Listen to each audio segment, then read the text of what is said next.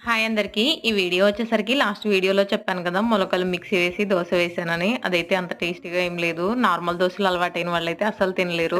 రితిక్కి కోలాటం అయిపోయిన వెంటనే tiffin arrangements ఉన్నాయంట. టిఫిన్ చేసొచ్చారు. సో, నేను పాలన్నం తింటారని అన్నం వండాను కదా! దాంట్లో పెరుగు కలిపేసి ఉంచాను. నెక్స్ట్ డే మార్నింగ్ తినొచ్చు అని. ఆల్మోస్ట్ 20 డేస్ అవుతుంది. దేవుడి ముందు దీపం వెలిగించి మా హస్బెండ్ వెళ్ళాక ఇంతవరకు పూజ చేయలేదనుకుంటా. మేము చాలా కష్టపడి ఒక డైలీ రొటీన్ సెట్ చేసుకుంటాము.